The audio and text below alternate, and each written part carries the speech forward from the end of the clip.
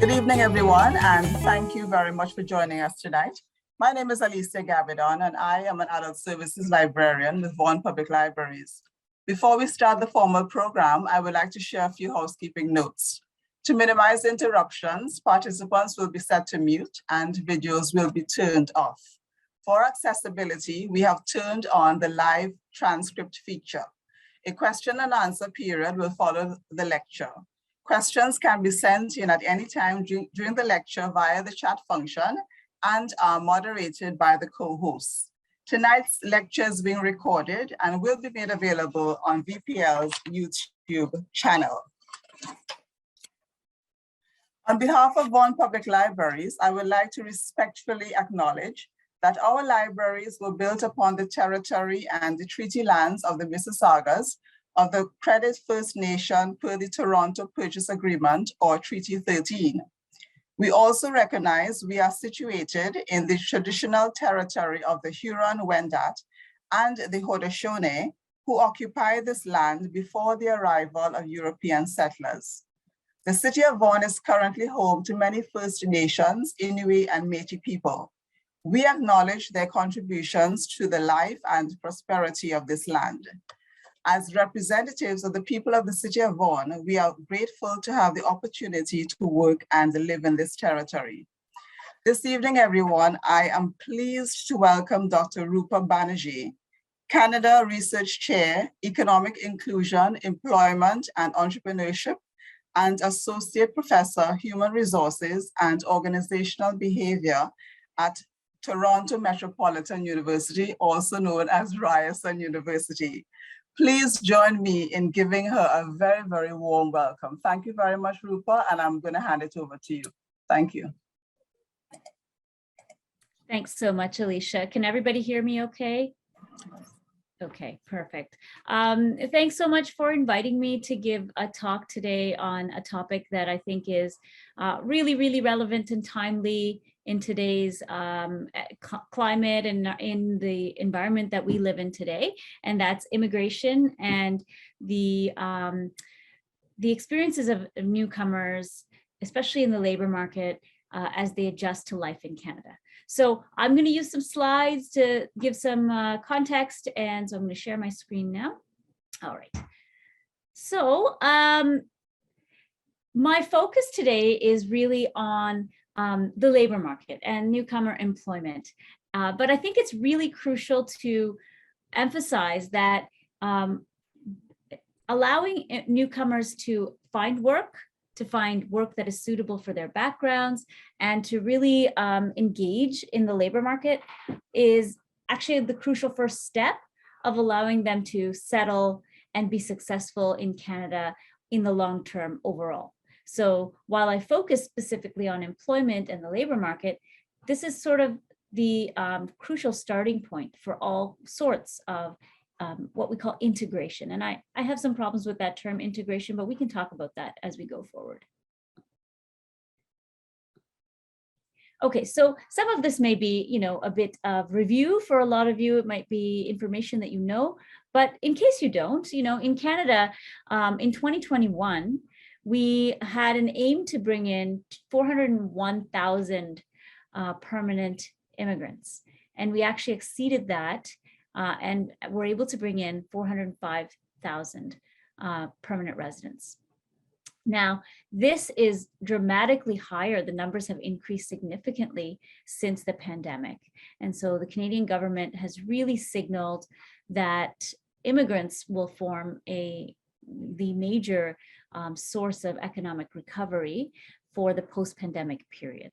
So while most countries around the world, most immigrant receiving countries such as Australia, New Zealand, and even the US, cut or kept immigration numbers, either kept them the same or actually decided to cut them, focusing much more on the domestic labor force, Canada has taken a very different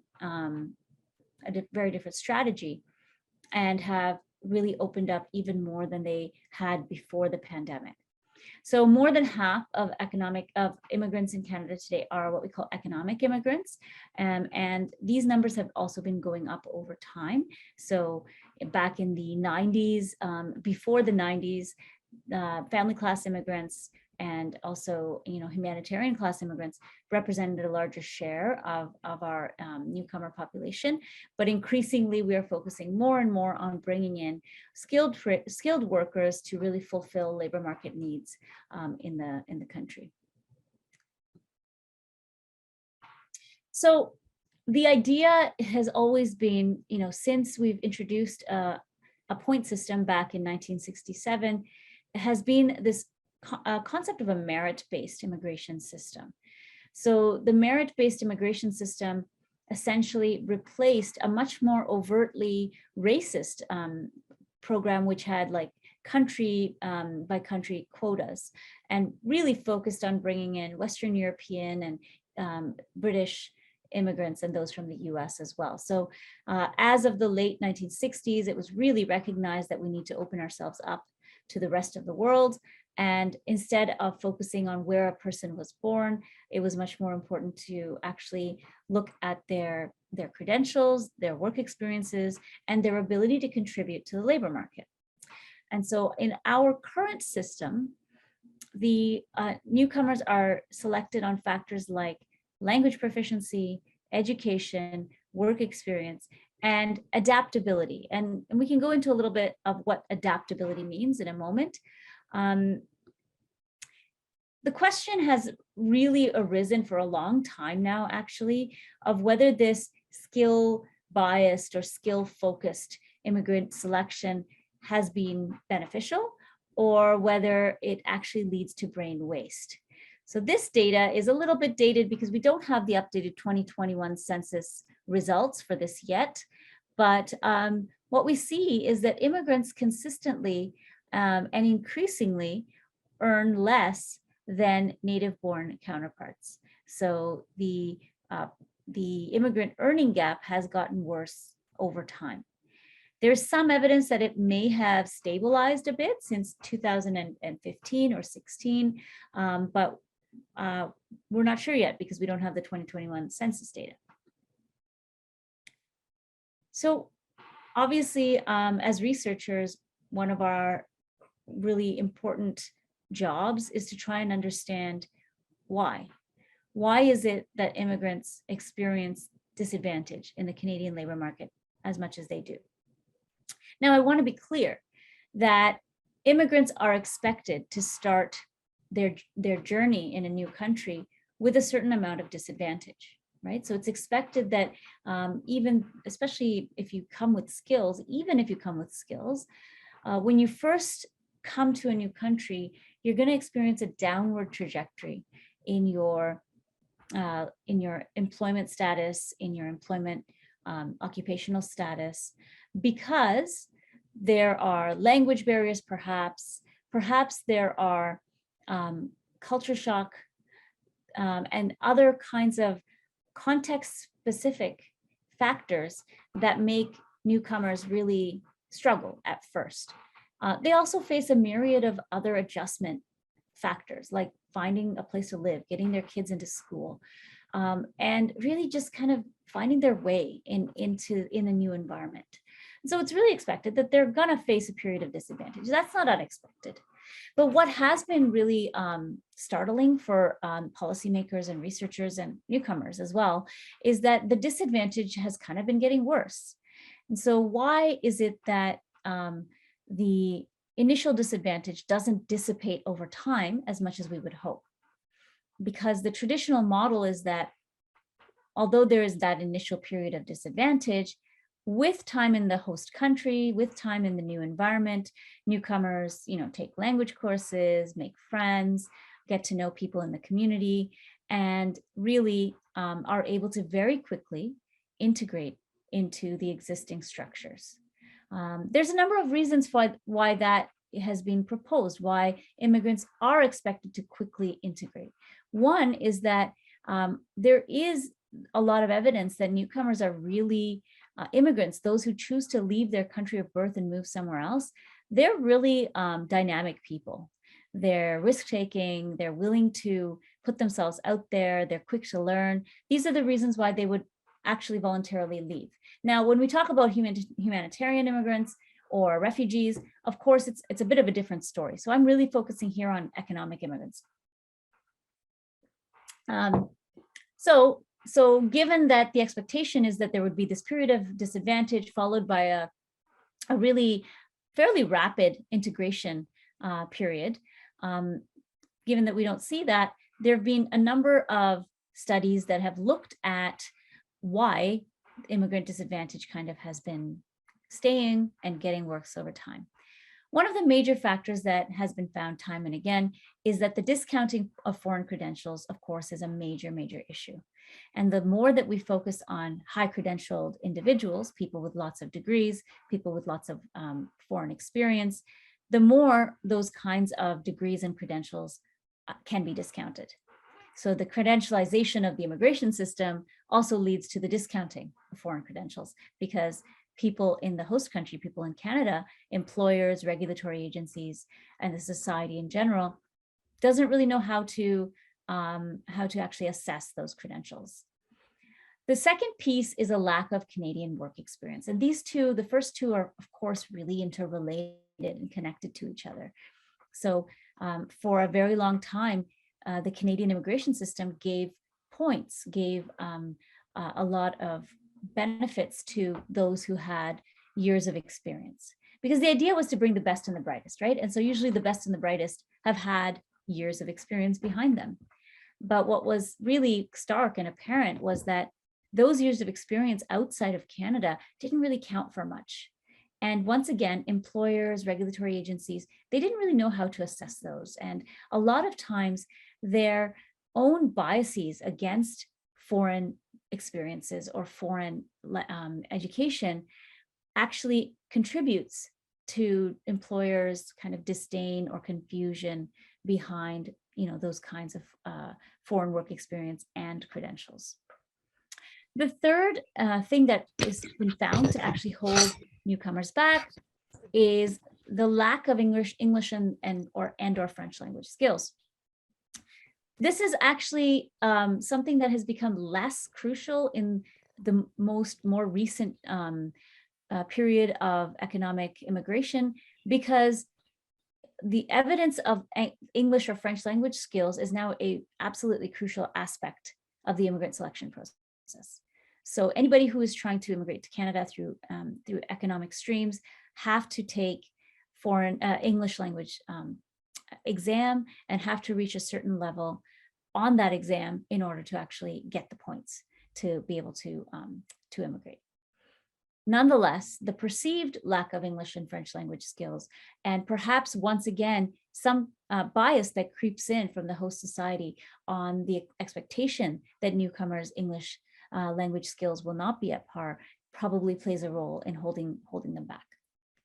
And then finally, in organizations, time and again, we hear about the importance of soft skills or growth skills, as they call them, rather than hard skills, things that you can really learn in schools, technical skills.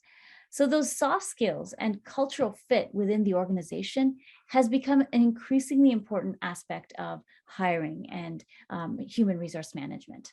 And this is something that really holds newcomers back, because it's hard to actually define, although there are some efforts to try and define what soft skills means. It's still pretty loose. And oftentimes it's also very culturally specific. So it's hard for newcomers to actually adjust and acquire those soft skills and be able to fit within organizations.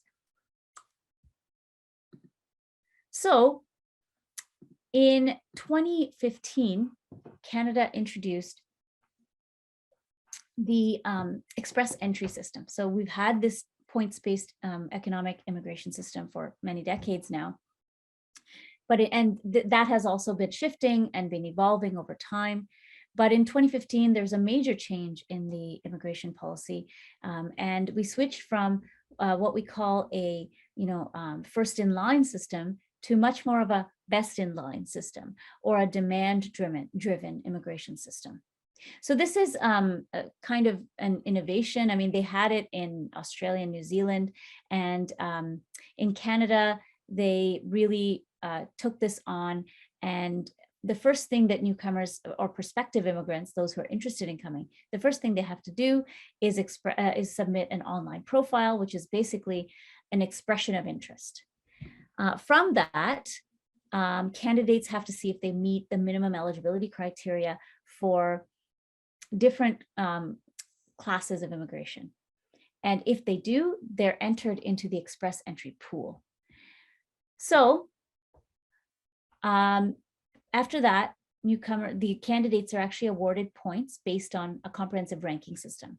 And that comprehensive ranking system is aimed at giving more points to those who would have the characteristics that will allow them to adapt more quickly. And candidates who have the highest scores are actually invited to apply. So the idea behind this was to actually get rid of the backlog, which is quite ironic because now, of course, we hear that there's a massive backlog once again because of the pandemic and our other geopolitical issues. So in 2015, it was a really a selling point of Express Entry was that we're going to get rid of this massive backlog of immigrants who are waiting in a queue to receive their decisions. And instead, only those who are actually invited can apply. And therefore, there will be no waiting list or backlog. It did work for quite a period of time. So until 2020, until all of the disruptions of COVID-19, this system did actually reduce wait times significantly and resulted in the ability to actually come much more quickly for newcomers. The other really important question is whether the introduction of Express Entry actually improved labor market outcomes. Well, as of 2020, of course, we hit this really unusual time, this pandemic.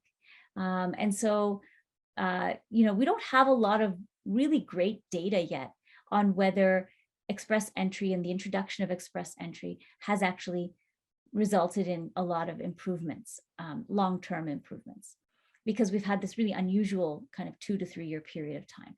But what we do know is that there seems to be some slight improvement in, say, unemployment rate after 2015, after Express Entry was introduced.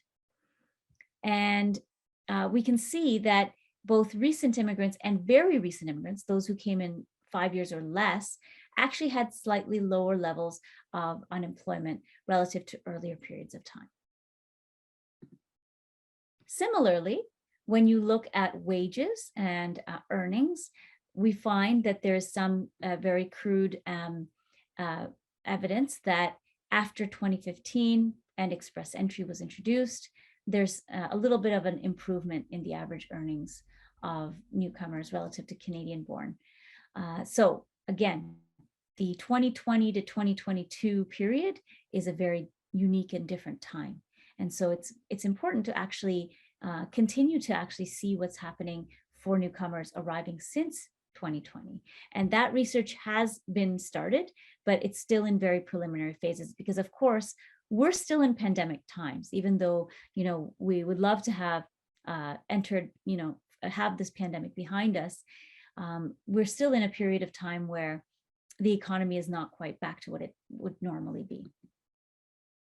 So the question that's really important to ask is, how does Express Entry actually lead to an improvement in immigrants' disadvantage? Well, there are about 5 factors that Express Entry introduced into the system that improves outcomes for newcomers. The first one is that for most people coming through Express Entry, if you have your educational credentials from abroad, from outside of Canada, for most folks, you have to actually get an educational credential assessment. And that becomes part of your package, your portfolio, which is ranked by the comprehensive ranking system.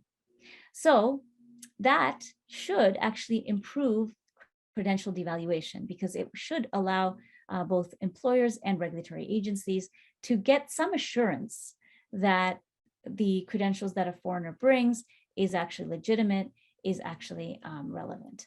And these educational credential assessments are very detailed. They have a lot of information of kind of what this foreign credential means vis-a-vis the Canadian equivalent.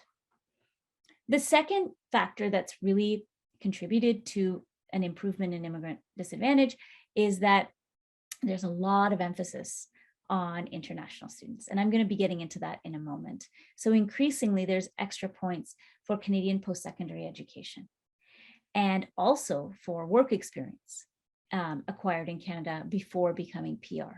So we are really, really becoming a country of two-step or multi-step migration rather than one-step migration. This became extremely visible during the pandemic when there were travel restrictions and border closures. And in fact, a lot of the immigrant selection and acceptances were for folks who were already in the country. In fact, for a period of time, it was only for those who were already in the country, either as a student or as a temporary foreign worker. So the express entry system was able to be quite flexible during the pandemic when borders were closed and still process applications for those who are living in the country as temporary residents and want to become permanent residents. The fourth aspect of express entry that has lessened the disadvantage is that language testing is now mandatory. So just like the educational credential assessments, there is this emphasis on actually proving that you are able to communicate in one of the official languages of Canada. And so this has actually been found to have improved the language levels of newcomers and therefore how they perform in the labor market. And then finally, express entry is all about young people. So because the preference and the emphasis is on people who are studying here already, who are working here already on a temporary basis, those folks are generally young. And so I'm going to show a few stats of the ways in which age has really changed over time in express entry. Okay, so this is from the 2020 express entry year-end report. And what we find here is that as of 2020, only about 39% of individuals who were invited to apply actually had never worked in Canada. So the majority of individuals who arrived in 2020 had already worked in Canada. And so you can really see that this has been shifting over time. 60% didn't have any Canadian work experience in 2018, and by 2020, it's 39% that didn't have any Canadian work experience. So again, evidence that we're moving from a one-step immigration system into this multi-step system where you come as a temporary resident or as a student, then you transition to a temporary work permit, and then perhaps you actually apply to become permanent resident.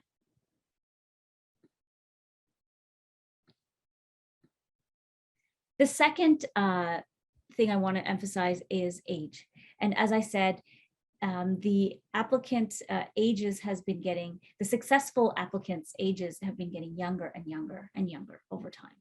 So those who are issued an invitation to apply, by 2020, 63% of them were between 19 and 29, and 24% were 30 to 34. So you can see that if you're 35 and above, you have like a very, very small chance of actually being able to come in as an economic immigrant in Canada today.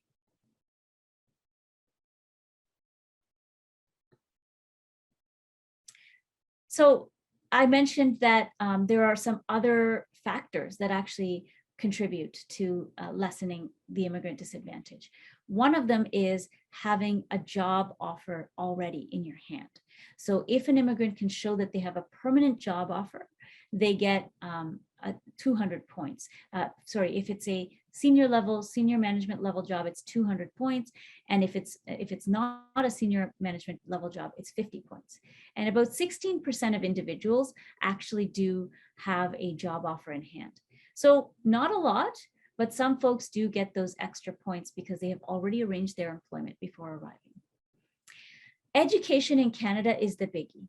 So once again, we can see that Canada is putting its eggs in the basket of international students being the major pool for newcomers to come to Canada. So, as a summary, what do we know so far? We know that this emphasis on pre-landing experience or education does improve earnings and employment. So there's a lot of studies that have found that relative to those who are coming through one step without any of this previous Canadian experience, the two-step immigrants do perform better. And that's not surprising. They've had a chance to get adjusted to the Canadian way of working or going to school or communicating. They've made friends, perhaps, and they've developed a sense of how to find work and how to actually operate in the labor market. And then the second factor that has really improved, earnings for immigrants through express entry is this mandatory educational credential assessment. We know that it actually does result in better employment outcomes and also better earnings. So I have a study that was published last year, which actually found that those who got an educational credential assessment did indeed do better in the labor market relative to those who did not. So as I said, Canada seems to really be connecting international student recruitment with immigration strategy. And so the landscapes of education and immigration are becoming increasingly interconnected. So the idea is, of course, that that international students have several advantages, right? So they tend to be younger. They would definitely not have to worry about foreign credential devaluation because their credentials are from Canada. And oftentimes, because they're younger and their Canadian credentials are from Canada, the problem of not having Canadian work experience and having all these years of foreign work experience, it just isn't there for those immigrants. They're also more likely to become familiar with the local culture and develop a bit of a social network. And also, because they're expected to do their studies in English, in most of Canada, it's English, they shouldn't face significant language barriers. That should be the case. And finally, the social networks, as I mentioned, are expected to be much more highly developed because they have had a chance to get to know their peers, get to know professors, and therefore will have an easier time actually looking for work. Now, the problem with this narrative is that it isn't quite borne out in the research evidence. We find that it's a bit of a mixed bag, and there's a bit of mixed evidence here. So studying in Canada doesn't always guarantee successful outcomes. So the first thing we have to remember is that the majority of international students are not staying. So a lot do leave. So I believe the number is about a third that end up staying in Canada. And the others either go back to their home country or move on to a third country. And there's a number of reasons why. Many of them actually are unable to secure work after their studies are done, which is a crucial part of being able to immigrate after finishing your studies, because you actually have to have a certain number of hours of Canadian work experience to be able to be eligible under express entry. Some actually don't want to stay. And so perhaps for the best and the brightest, there are opportunities elsewhere that entice them away.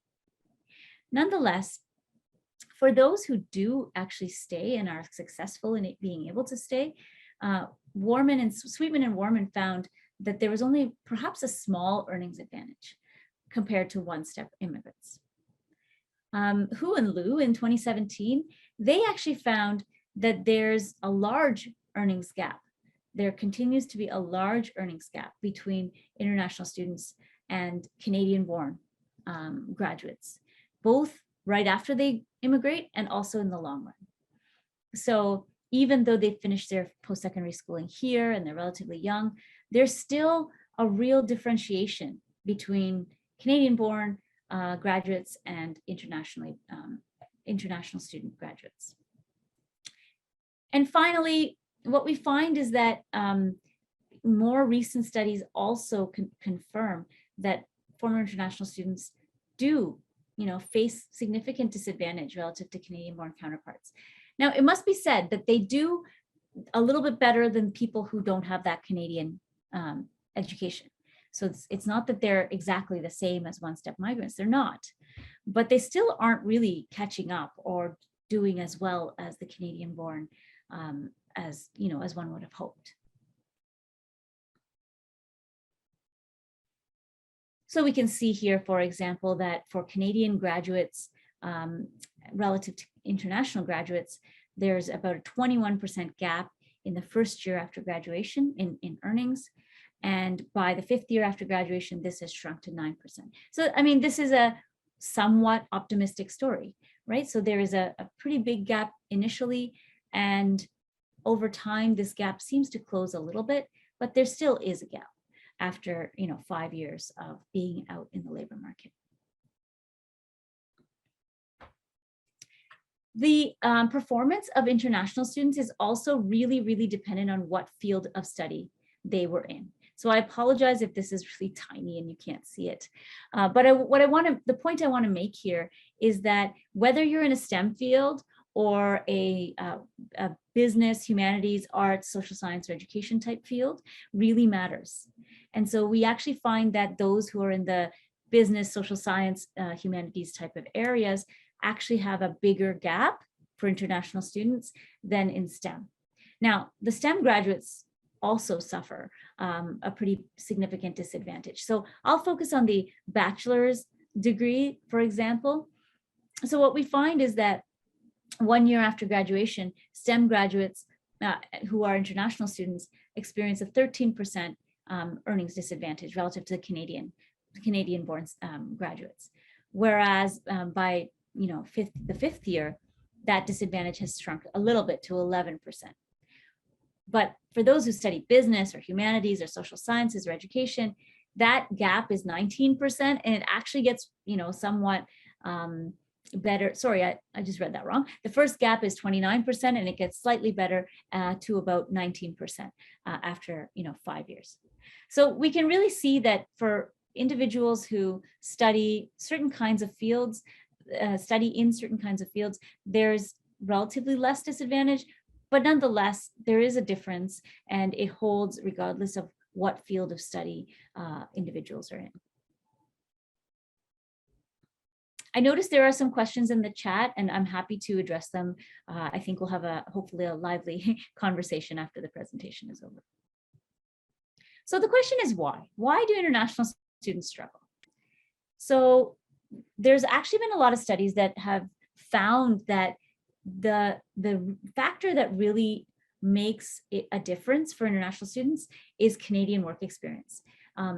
So students who are able to do co-op placements or internships that are actually really meaningful and tied to the field that they're in do much better. So having opportunities to engage with the labor market during their studies or right after their studies, so finding a job right after graduation in Canada during that postgraduate period is very important. Now remember, international students in Canada can work. They can work a certain number of hours while they're studying. And then after they finish their studies, they have a 2-year time period to actually get Canadian work experience before their postgraduate work permit runs out. And so for those who are able to find a relevant job that's actually in their field and well paid and is really suits their skills and qualifications, those international students do relatively well. And that's not surprising, right? They get their foot in the door in the right job. And that kind of helps them keep that advantage over the long run. For students who don't get opportunities to have labor market experience during their studies that's in their field. So I'm not talking about retail jobs or service jobs, actually in their field. For those students, it's a much bigger struggle. So those who actually are able to find meaningful jobs have an earnings advantage over one-step migrants, but those who don't find meaningful work, students who do not find meaningful work, do not really have much of a huge advantage over one-step migrants. So the concern here that I think, is really relevant for the post-secondary sector is that it's very clear that giving immigrants the opportunity, giving international students the opportunity to actually have work integrated learning, to have experiential opportunities, to have co-ops and internships is a really, really important, not just for the short term, but for the long term. And yet international students are less likely than domestic students to be able to actually engage in those kinds of work-study combinations. So I actually conducted interviews with employers in the GTA between 2018, end of 2018 and end of 2020. So some of this was before the pandemic and some of it was sort of during the pandemic. And I really wanted to know their experiences and their perspectives of the challenges they faced with recruiting and retaining international students. And so I tried to find frontline managers, those with HR, human resource kinds of responsibilities. I had quite a range of different sectors that I covered in this particular study. And what I found is that employers expressed a number of really key areas that they found challenging with hiring and retaining international students. They talked about communication skills or language skills, understanding norms, and fitting into the workplace. They also had concerns with things like work ethic, proactivity, or the interest in actually doing teamwork and developing soft skills or people skills. So I found that very interesting, that the exact factors that are expected to help international students, because they've studied in Canada already, continue to be discussed by employers as being really a challenge for having them to be successful in the labor market. So a lot of them talked about how disappointed they were. I was actually very surprised with how candid a lot of my key informants, the employers, were with their experiences with international students.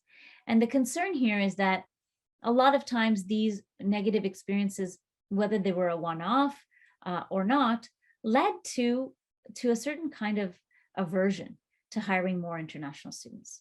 So, a lot of them actually said to me, I don't think I'm going to hire an international student again because I had a very bad experience. So that's very, very concerning, because that also then leads to, a cumulative disadvantage for others going forward. So again, I heard things that I was surprised, because these were students who had studied and done their degrees in Canada.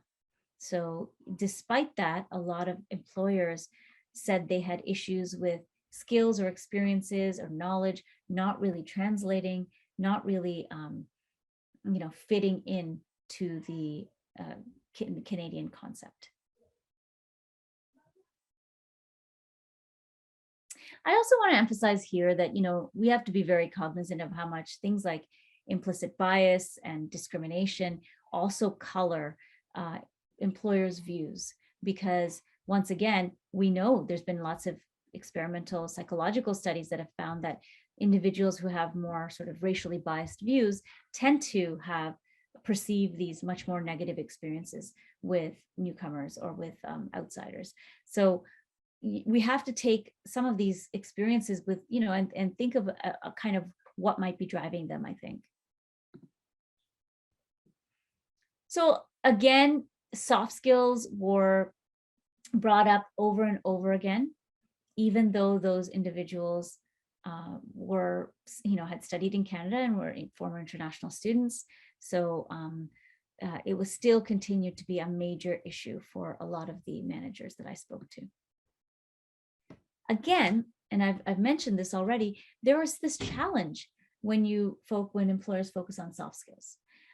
There's a lack of consistency on what it really means. There really is no universal definition. There have been some attempts, but they're not necessarily universally accepted.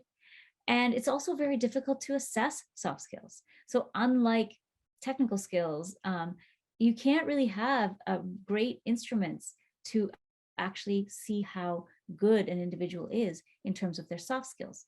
There are some, but they require really lengthy, in-depth evaluation. Like you can't just give someone a test or a questionnaire and expect to know whether they, have strong soft skills or not.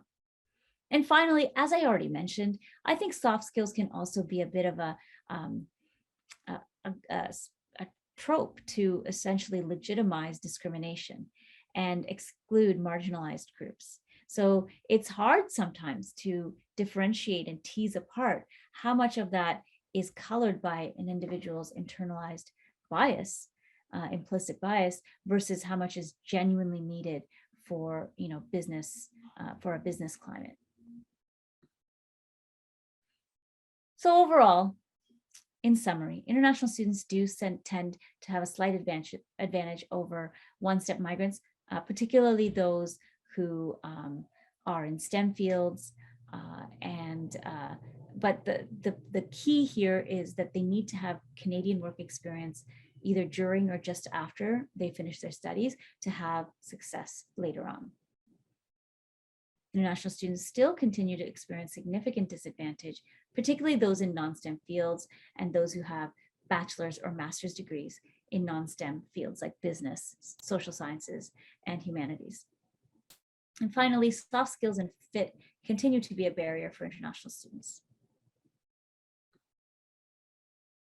I also, before I finish, I want to mention some of the other issues that have been brought up by employers that are actually limitations of express entry. So, while express entry has benefits and it seems to show that it's, actually improving labor market outcomes to some extent for newcomers, there have also been concerns expressed by employers, particularly for the need for lower skilled workers in skilled trades. So while there is a federal skilled trades program within express entry, it's a very tiny program. So less than 2% of invitations issued in 2019, for example, were under the federal skilled trades program.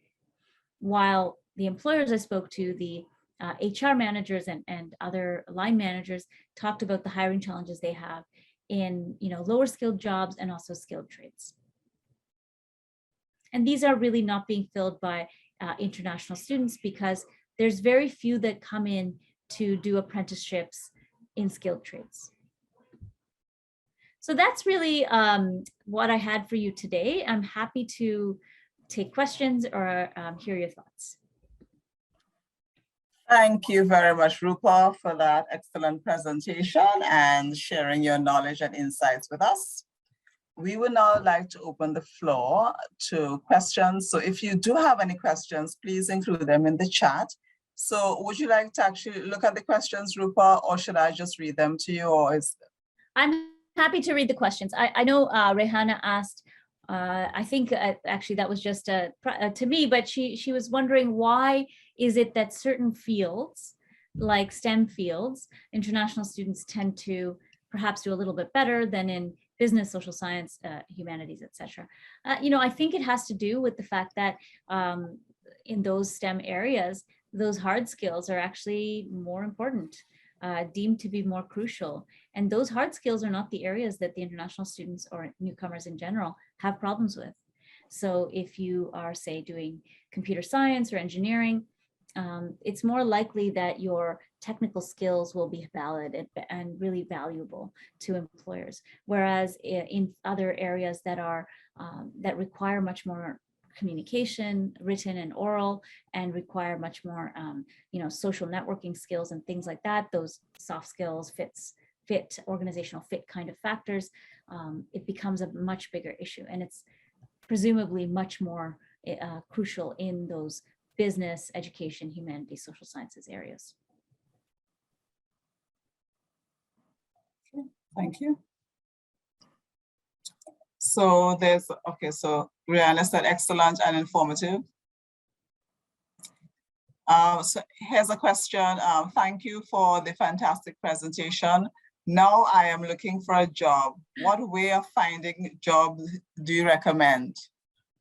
Okay, so You know, we know that many jobs are not actually posted through publicly available websites and job sites. So while job sites and websites are, you know, a very good starting point, oftentimes it's actually, you know, checking in with those friends, friends of friends, and friends of friends of friends that really makes the difference. And of course, that's really easy to say, but for newcomers, that's a very difficult thing because their networks tend to be limited to, you know, people who are in the same background as them, who don't necessarily have the kinds of connections they need.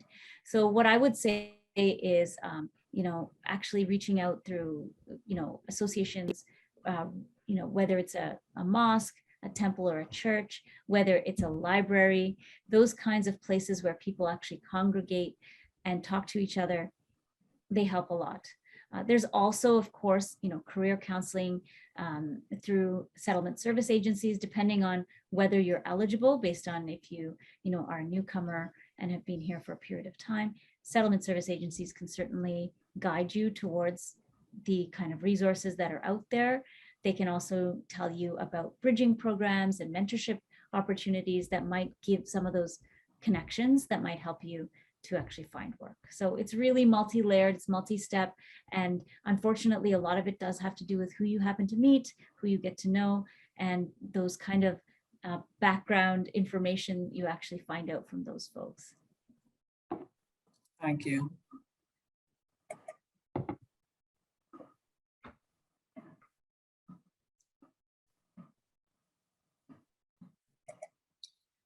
Please feel free to type your questions in the chat, or if you wish, you can put your video on and you can ask a direct question. So here's another question. What do you think public libraries and agencies can do to support international students? This is really great question.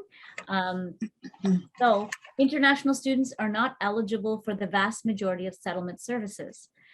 They are limited to those who are permanent residents. And so they often fall through the cracks in terms of settlement services. By the time they become permanent residents, they don't need those services anymore. And when they really needed them as international students, they're not eligible. So I think that public libraries and agencies, settlement services, they can actually find ways to support international students. So I know there's some settlement agencies that actually have found funding, other funding, not kind of the standard routes of funding, to provide, you know, networking opportunities for international students, to provide counseling, to provide, you know, career mentors that are actually within their fields, things like that, you know, it's assumed that universities and colleges are filling that role, but in fact, they often aren't. And so a lot of international students I've spoken to have talked about the lack of support they receive from their educational institution, and then they can't really access most of the services from settlement services. So I think public libraries can actually do play a major role in filling some of that gap. Do I think that immigrants should get their Canadian equivalencies for education? So that ECA I was talking about. My answer is yes. And I also feel a lot of people, in the research I did on ECAs and the value of ECAs, what I found is a lot of people don't actually mention on their resumes that they have their credentials assessed by an agency, and that it's been stamped as being equivalent to a Canadian, for example. They often just do it just to get in for the selection part of it. And then once they're in, it's just like assume that on your resume, you just list your education. So for those who have actually got their credentials assessed because they had to actually get into Canada, I suggest you put it in your resume, you put it on your cover letter, and you emphasize to employers who are often completely unaware of these things that this is something that, you know, really validates the equivalency of your education. Now, for those individuals who have come through other immigration streams, family class, and others who did not require an ECA to get in, I suggest that an ECA can be valuable. Now, it is not cheap, it's not free. It is a bit of a hassle because you have to go and get transcripts, etc., from your home country. But if possible, I do think that it can add value when someone is looking for work, because once again, if you're able to put it on your resume and on your application that I've gone through the trouble of actually making sure that my credentials are equivalent to the Canadian, not all employers are impressed by that, but some increasingly are learning that this is actually legitimate, this is important. And I think the education piece on the employer side is another really important piece there. It's not just about encouraging newcomers to get ECAs and put it on their resume. It's also perhaps agencies like public libraries or others can play a role, in the government certainly can play a role in trying to educate employers. Business collectives like the Chamber of Commerce, for example, that ECAs matter, that foreign credentials can be validated and things like that. How much does a ECA cost? Last time I checked, it was about $200, but it might have changed. I just want to, wasn't really asked of me, but I kind of want to just talk very briefly about, we talk a lot about what immigrants should do, what newcomers should focus on, how they can adjust in order to integrate. But we often don't put emphasis on this society that they're integrating into. There's this rhetoric that immigration is the two-way street. Immigrant integration is a two-way street where you meet in the middle. But in fact, there's a lot of evidence that that's still not really the case in Canada, that immigrants bear the burden of having to adjust and change in order to, be able to pass and integrate. And I think that that's a real problem. So as a society, I think we have to really take this on as, a public issue rather than just an issue for immigrants to deal with on their own.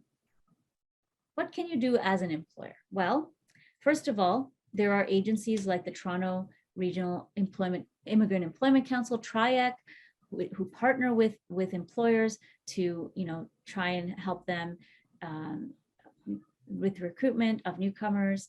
And because especially now in this climate of labor shortage, right? Employers are desperate to find certain areas of workers. And so they can partner with a lot of agencies that actually provide services to services to employers to help them assess newcomers, to help them provide intercultural competency training, not just to newcomer employees, but also to existing employees, so that everybody can learn how to communicate in a fair and equitable way. I think there's a lot of resources out there that employers don't necessarily tap into. Yeah, Stefan is asking about questions in an interview. And, first of all, age is actually not supposed to be asked in a job interview. That's against, human rights code legislation there. So that's not appropriate. Status in Canada, I think a lot of employers want to make sure that you're eligible to work. So questions like, how long have you been here? What's your status? These are very common. And in some ways, when I talk to employers about it, they say, well, I have to know in order to know whether this person is someone I can actually hire. So I think it's very important to kind of again, train employers to say, first of all, what kind of questions can you ask? How should you ask them in order to make sure that applicants are comfortable as well? Okay, so if you have permanent residency and you have a PhD, I think, the academic job market is very particular. So I would suggest, looking for career services that are particularly geared to the academic job market. It's a very different ballgame than other kinds of job markets. But if you're interested in other forms of work, like policy work or other nonprofit kinds of agencies, then yeah, a career consulting agency might be very helpful. Thank you for your questions. If there are any more questions, feel free to add them in the chat, or feel free to, you can unmute yourself. You can go ahead. Yeah, Stefan is, right on the mark, or Stefan, I'm not sure if I'm pronouncing it correctly, right on the mark that, employers I've spoken to have said, you know what, the education, I don't really care. As long as there's there's the university degree or whatever it is that our job posting asks for, that's a tick box and that's it. What we really care about is the experience. And then on, in terms of experience, what they really care about is Canadian experience. And again, the Canadian experience can't just be, at a gas station or at a convenience store. That's also very important. A lot of immigrants find that they take work that's completely unrelated to their education just so they can have a Canadian experience on their resume. That often actually backfires, because then they're seen as kind of underselling themselves, or taking jobs that are survival jobs, and that's seen negatively too. So in fact, I mean, the best strategy is to not take those kinds of survival jobs, which is easy to say, but of course, when you have to pay the bills, you have to take whatever job you can. But yeah, I think that Canadian experience in a relatively similar field to what your background is the crucial piece that's missing for a lot of newcomers. Okay, why do I think only a third of international students stay? Are there particular traits, countries that they come from? Okay, so there's two factors that lead international students to leave. One is the interest in staying, and two is the ability to stay. So we know that not all international students intend to stay in Canada after they finish their studies. Some actually intend from the beginning to study and then go back. So that's one major group, but that's still a minority in my experience. I think today, because of a lot of factors, a lot of geopolitical factors throughout the world, a lot of students actually intend to stay, right? Increasingly, students intend to stay. And why is it that many of them are not able to? Well, as I said, those who can't get work that's in a what we used to call NOC A or B field, so professional or technical work, they don't get the points to be able to stay. So just having that degree from Canada doesn't give you enough points. You have to also have the Canadian work experience in a relatively high level field in order to get the points to be able to stay. So it's the way that the entire system is set up, is to only allow those who are relatively successful to be able to find work during or right after schooling to be able to then stay. Many masters and PhD are hard to find jobs. They think these, yeah, so absolutely. A lot of employers expressed concern for hiring really highly qualified people. They were much more interested in hiring less educated individuals who had Canadian work experience in a similar field to what they were looking for, rather than highly educated individuals, which is a real disconnect. So that we say that there's a big disconnect between the immigration system, which is valuing these higher levels of education, and the labor market, where employers are not really valuing these higher levels of education as much.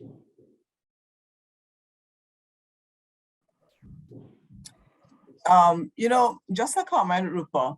Based on all of these problems and situations with immigrants and finding work in Canada, sometimes one wonders, would you encourage someone to actually migrate to Canada?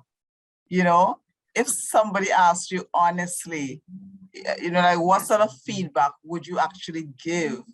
And I'm saying me also, if somebody asks me also, what sort of feedback should I give? Because that seems like a very long conversation. Yeah, I mean, this is obviously a very complicated question, but what I do know is that most immigrants don't come just for themselves. They come for their families, their children or future children, and they come to allow their children or the children that they hope to have in the future a life that's easier than the one they would have in their home country.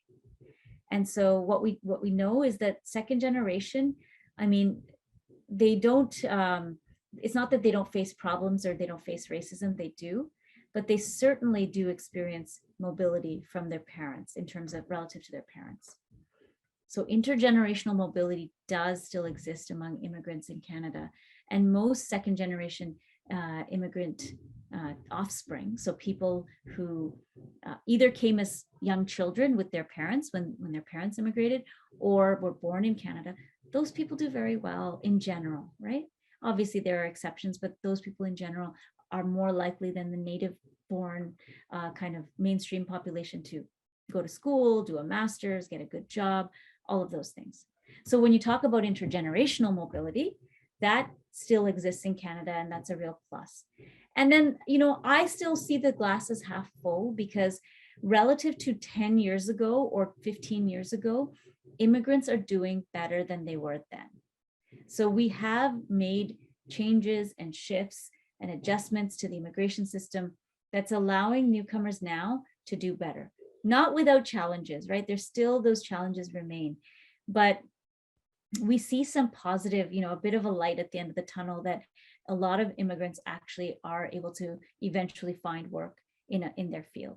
So so those are the two things I would say. And the other thing is, I think a lot of immigrants also talk about environmental factors of why they leave. So factors like pollution and corruption and those kinds of factors, and equity perhaps for some of them, that they choose to come to Canada. And I still believe that Canada does offer some benefits relative to other places in the world on those fronts. Thank you. If there aren't any more questions, so I'm just going to invite one last set of questions. If you do have a question, kindly put it in the chat.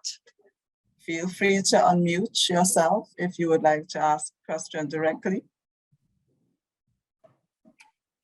Okay.